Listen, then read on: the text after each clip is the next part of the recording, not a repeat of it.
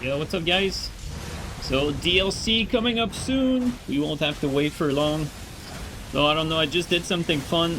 I had not done that in a while, you know, just play for myself, just to entertain myself a little. And I did, like, about 4 hours of co-op, just helping people beat mode. And it was a lot of fun, honestly. It's, it went pretty much as is shown in the vid. Surprisingly, and not a lot of people you know, have died, like, you know, getting one shot and stuff like that. I was actually quite surprised at the amount of people we got where we just blended the boss to death, like, really quickly. It was a lot of fun, though. It's funny how you get so many different personalities of players. Like, you can just see it through their characters. Anyway, I wanted to talk about, like, some little quick tips and tricks for some PvE stuff. You know, I'm not necessarily the person to ask for, like, you know, I'm not Gino Machino when it comes to, like, no-hitting bosses and stuff like that, but there's definitely a few things that I think a lot of people can will probably appreciate, like some little tips to more easily beat bosses. And I'm gonna start, like, first of all, the most underrated consumable to beat, like, pretty much any boss, especially if you have, like, a co-op partner, or if you're using, like, a tier Ash or something like that. Like, if you're basically splitting the aggro between yourself and something else, using kukris is low-key, like, stupidly good, like, really strong. Like, Moog, for instance, I think, like, something like 5 or 6 kukris would just you know, it would just bleed the boss, and then you just start over. And because those are kukris, you just throw them at a distance. And why do I say kukris and why not, like, some other form of, like, bleed, you know, bleed stuff? Well, it's because kukris are very cheap and widely available. Like, you get them from the start of the game, and they only cost 50 runes, so there's no reason for any character to not have access to them, even from the very start of the game. So this is something that legitimately everyone can use. So that's that. Not just kukris, but also the poison stone clump. Those are another one that you can get very early on. They're sold by the Kellet merchant. So these two consumables, the clump can poison bosses very fast, and the kukris can bleed them quite fast as well, both of them from a distance.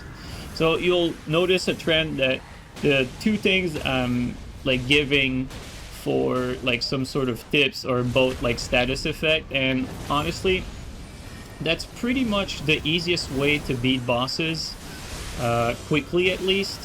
I think maybe if you have, like, some sort of very powerful, like, range build with some very powerful range attack, it could probably be better. But when it comes to, like, status, it's very fast to destroy a boss when you have status on your side.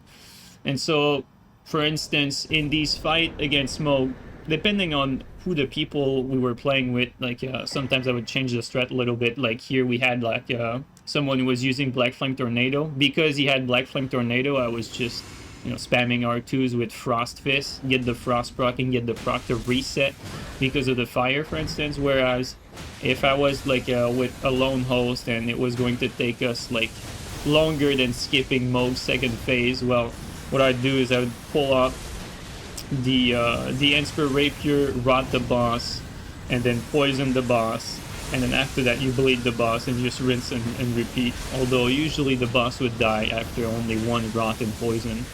But yeah, basically it's if the boss can get affected by rot, by bleed, by poison, it's always a good idea to start fights using those.